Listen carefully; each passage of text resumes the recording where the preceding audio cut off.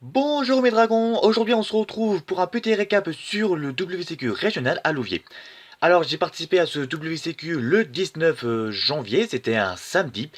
Dans ce tournoi j'ai joué le deck Altergeist comme vous le voyez maintenant. Et j'ai fait un 3-5, 3 victoires, 5 défaites, ce qui m'a permis d'être 109e sur 146, parce que oui, on était 146 dans le WCQ à Louviers.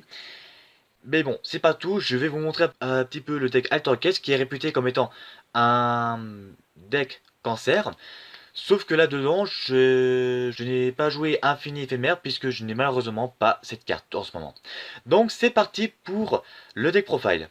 Alors pour commencer, on va jouer Kuncherche Altergeist. Alors cette carte permet d'annuler l'attaque d'un monstre adverse en l'invoquant bien sûr spécialement. Et une fois que cette carte fut invoquée spécialement, ça me permet de cibler un monstre sur le terrain.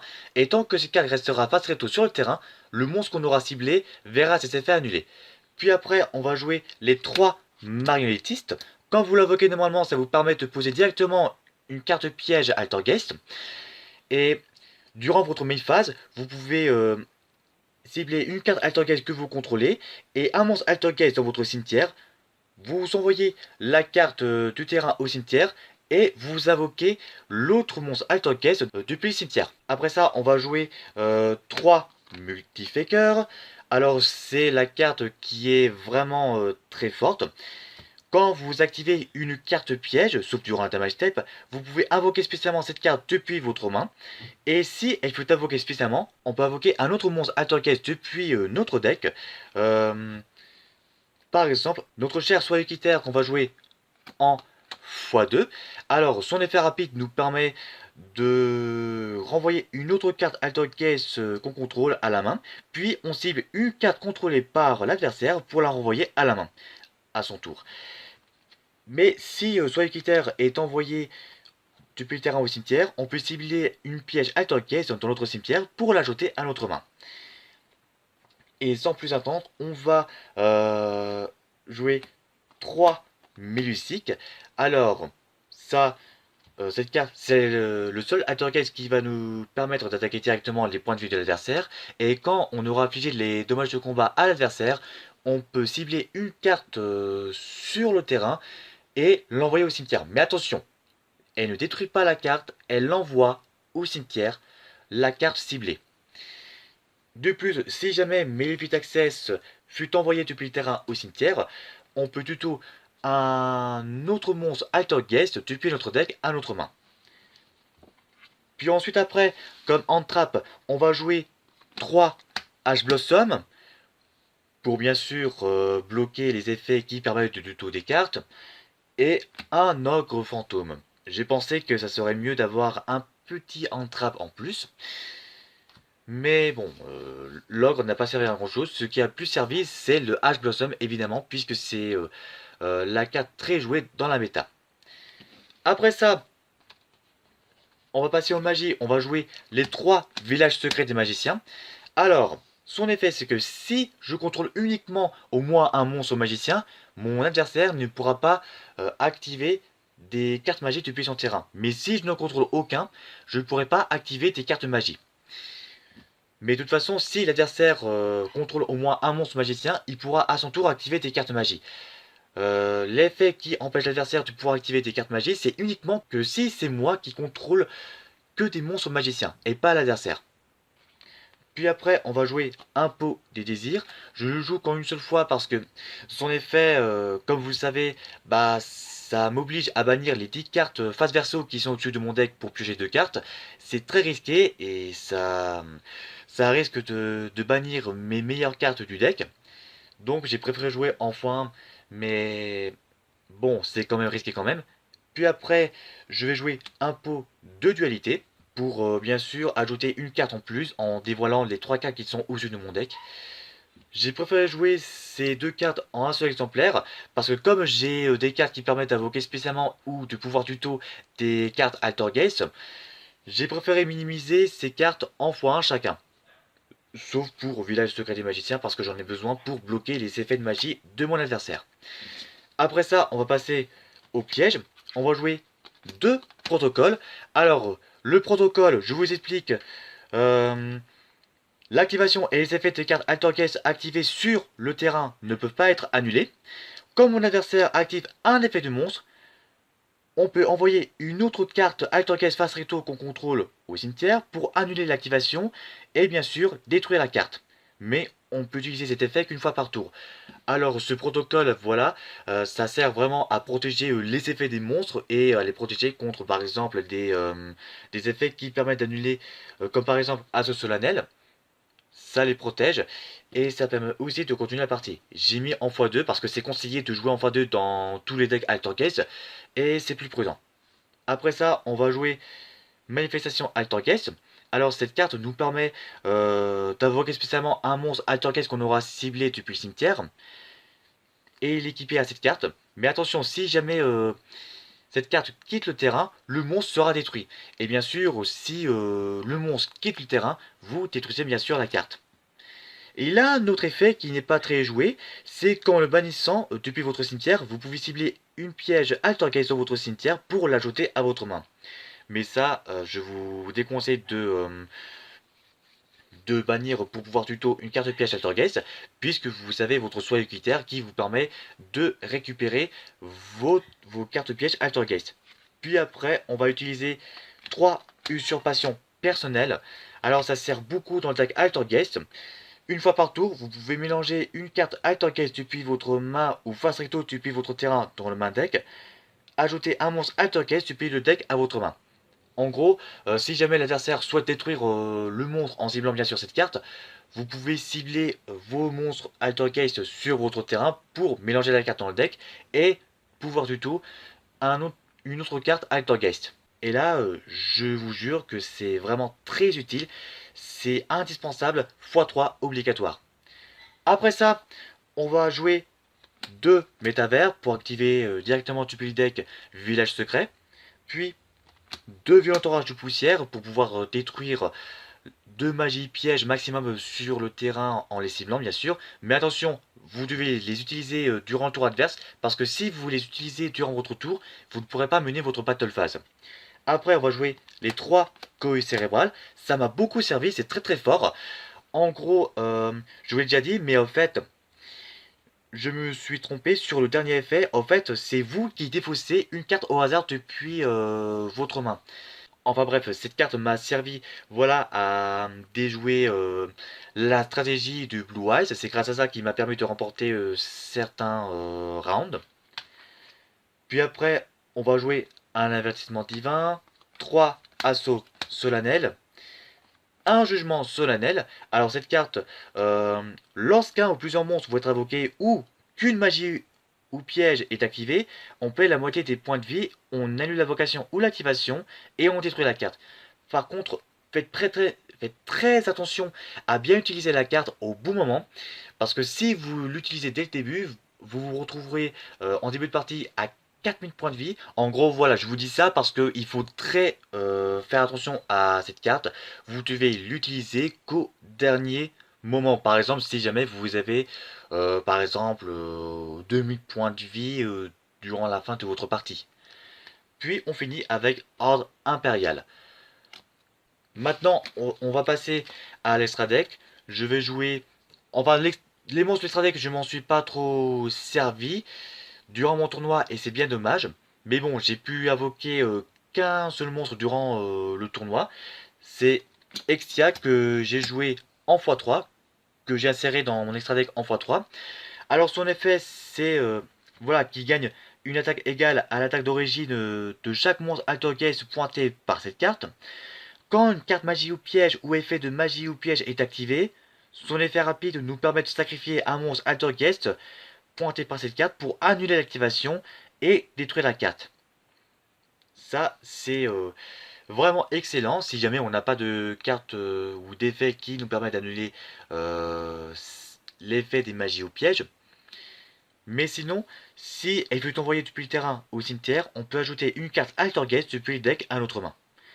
Après, on va jouer Charge Borel, Garde Borel, parce que j'ai pensé que comme on va jouer des cartes pièges continues, on pourra bien sûr détruire la carte piège face recto depuis notre zone magie piège.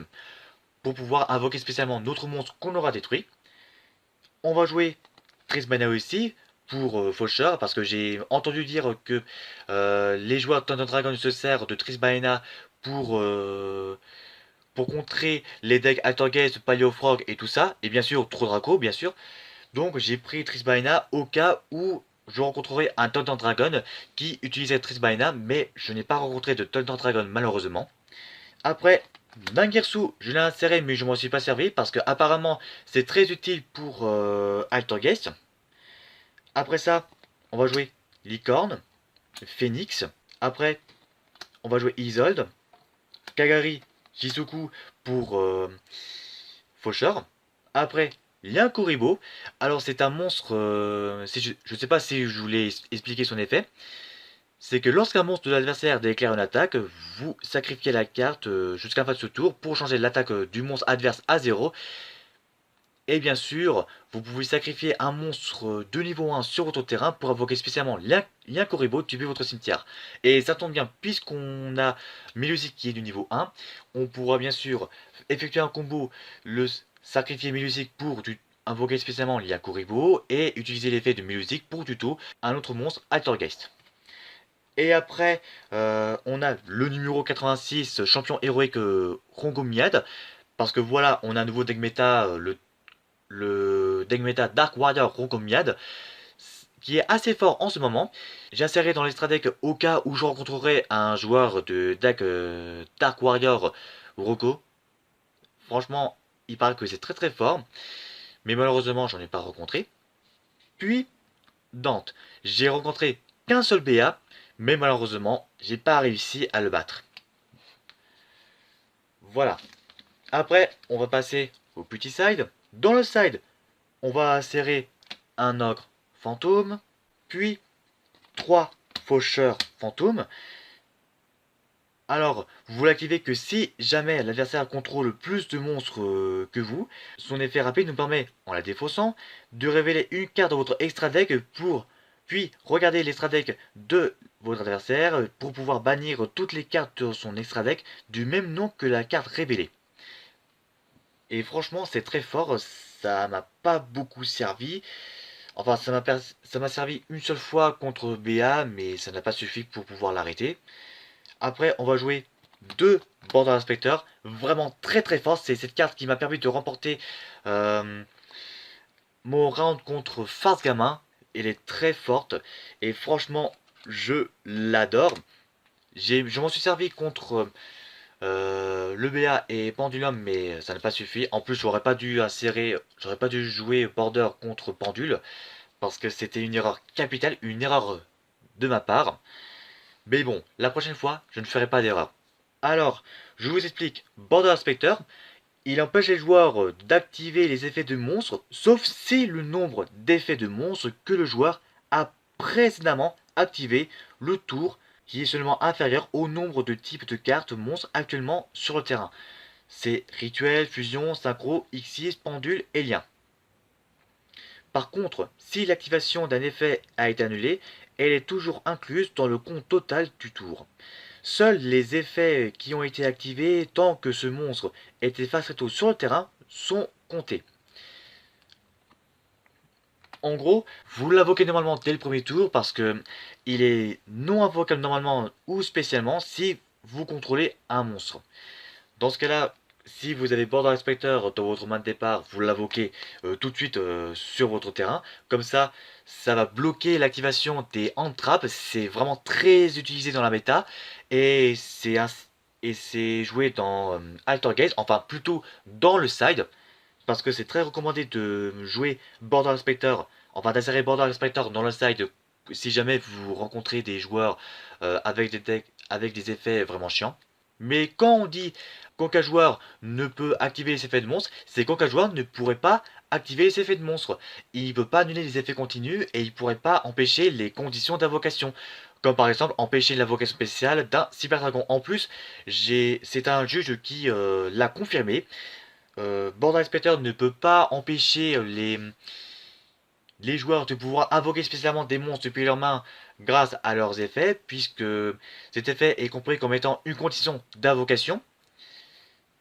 Et ça a été confirmé par un judge, voilà, du WCQ. Puis, on va jouer 3 Dinolutteurs Pancraceratops. C'est très conseillé de jouer dans le side. Alors, son effet, c'est que si l'adversaire contrôle plus de monstres que vous, vous pouvez invoquer spécialement cette carte depuis votre main. Vous pouvez invoquer spécialement Dinoluteur Pancraceratops qu'une fois par tour de cette façon. Son effet rapide nous permet de sacrifier un monstre Dinoluteur, puis cibler une carte contrôlée par l'adversaire pour pouvoir la détruire. Après, à force égale, pour pouvoir bannir le plus de cartes possible sur le terrain adverse. Après ça, 3 redémarrage rouge. Alors ça m'a beaucoup servi contre Actor Gaze, c'est très très fort et c'est très conseillé de l'insérer dans le side. Puis double hélice et spirale.